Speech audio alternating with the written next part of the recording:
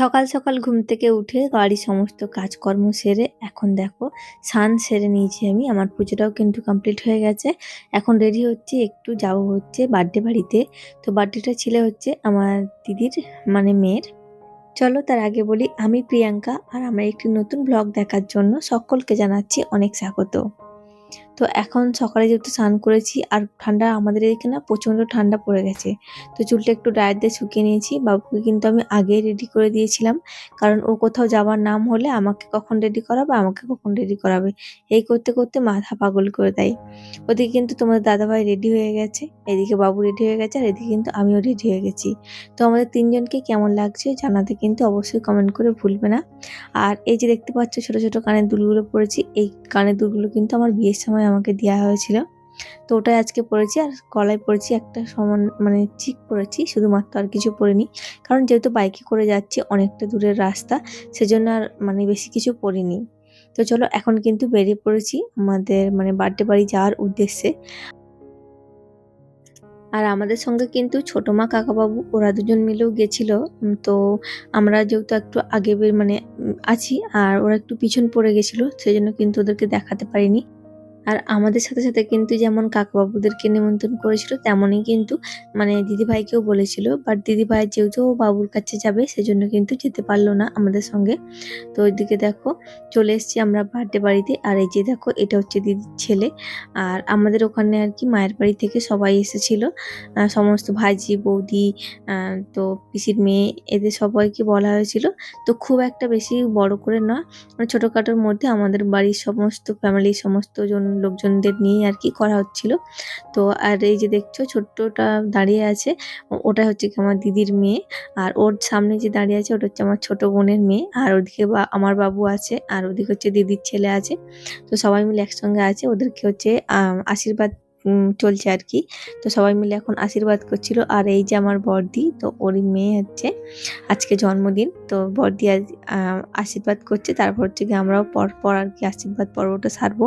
আর এদিকে যে তিনজনা মিলে দাঁড়িয়েছিল, তিনজনকে যখন আশীর্বাদ করছে, এ বলছে আমাকে আশীর্বাদ করবে না, ও বলছে আমাকে আশীর্বাদ করবে না।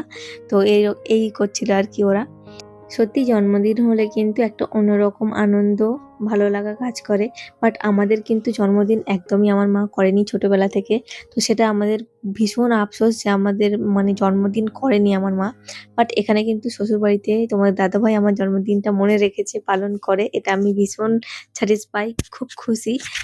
তো মানে এমনি আর কি কিছু না করলেও মানে ছোট একটা কেক, মানে বাবুজি কেক হলেও নিয়ে এসে দেয় আমাকে তোমাদের দাদাভাই। আর এক বছর তো পায়েস রান্না করেও খাইয়েছিল আমাকে। তবে সেই পায়েসটা দুর্ভাগ্যের ব্যাপার যে আমি খেতে পারিনি, মানে শুধু মানে চাল মতন দানা দানা হয়েছিল।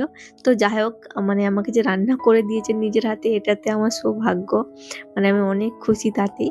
তো চলো এখন হচ্ছে আমি আশীর্বাদ করছি সবাইকে। আর আমি যখন এদেরকে আশীর্বাদ করে টাকাটা দিয়েছি, তখন মানে আমার ছোট বোনের মেয়েটা বলছে তুমি আমাকে দেবে না? তো ও এত পাকা, এত কথা বলে কি বলবো, তো ওকেও দিলাম। আর এদিকে হচ্ছে বোনের শাশুড়ি মা, তো উনিও আর কি আশীর্বাদ করছেন সকলকে, সবাইকে। তো চলো এখন বার্থডে কেক কাটার পালা। তো এখন বাজে মোটামুটি ওই 2টো নাগাদ বাজে। তো এখন কেক কাটা হচ্ছে, যেহেতু আমরা কেউ পৌঁছায়নি গিয়ে।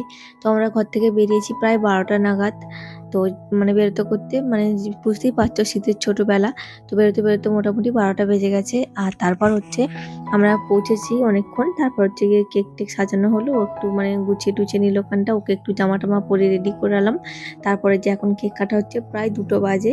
তো আমাদের জন্যই ওয়েট করছিল।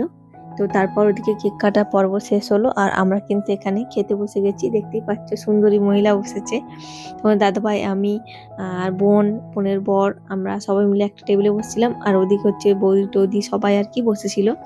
তো আমরা যেহেতু লাস্ট পাত আর কি ছিলাম, তো চলো ওদিকে খাওয়া দাওয়া সারা হয়ে গেছে।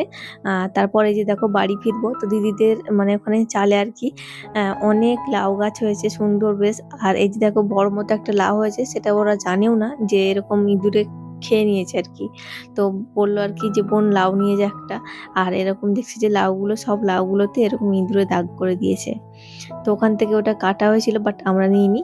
কিছু শাক নিয়ে আসা হয়েছিল।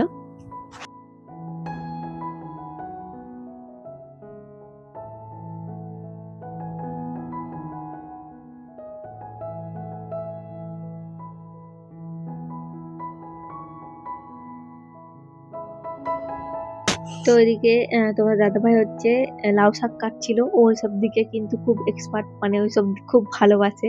মায়ের বাড়ির ওখানে গেলেও কিন্তু কোথায় পুকুরে নামবে মাছ ধরতে, কোথায় কি হয়েছে এইসব দেখবে। আর এই যে দেখো এটা হচ্ছে মা, মা হচ্ছে গিয়ে মানে একটু খাবার দাবার আর কি রেডি রেডি করছিল আমাদেরকে দেবে বলে। আর এই যে দেখো এখানে মানে আমরা একটু ঢং দেখাচ্ছিলাম, বোন মানে বোন, আমি, বোনের মেয়ে, দিদি সবাই মিলে আর কি একটু রিলস বানাবো, ছবি তুলবো বলে এই দিকটা করে এসেছিলাম। আর এই দিকটা তো পুরোটা এদের একদম মাঠের শেষে বাড়ি, দেখতে পাচ্ছ একটু আমি ঢং দেখাচ্ছি। একদম মাঠের শেষে বাড়ি, মানে গাছপালা আর গাছপালা মাঠ। তো পুরোটা তোমাদেরকে ঘুরে দেখানো হয়নি। আর তারপরে এই যে দেখো এখানে এসে আমরা সবাই মিলে কিন্তু বসেছিলাম। এই যে ছোট্ট পুজো সোনাটা খাচ্ছে এখন একটু ছানা, ও ভাত ভাত বলতে কিছুই খায়নি। আর এদিকে দেখো সুন্দরী মহিলা, মহিলা আমার ছোট্ট বোন। আর এই যে হচ্ছে আমার মা, মাকে বললাম একটু হাই করো মা আমার ক্যামেরাতে। মা দেখো কিরম দাঁড়িয়ে আছে, লাস্টে এরকম একটু হাই করে দিল। তো তারপর আমরা আর কি চলে এসেছিলাম ওখান থেকে বেরিয়ে, দিদির বাড়ি থেকে বেরিয়ে আমরা চলে এসেছি এখন মানে বাড়ির কাছাকাছি। বাড়ির কাছাকাছি এখানে একজনদের এখানে আর কি হাট হয়। তো হাটে আমরা একটু ঢুকেছি কিছু কিনবো বলে আর কি। তো ভাবলাম যে হাটে যেহেতু সামনে আছে, মানে ওখান দিয়ে যাচ্ছি, তো কিছু সবজি মাকে কিনে দিয়ে যাই। তো সেজন্য হচ্ছে গিয়ে এখানে এসেছি। তো কিছু বাজার নিয়েছি আমরা ওখান থেকে।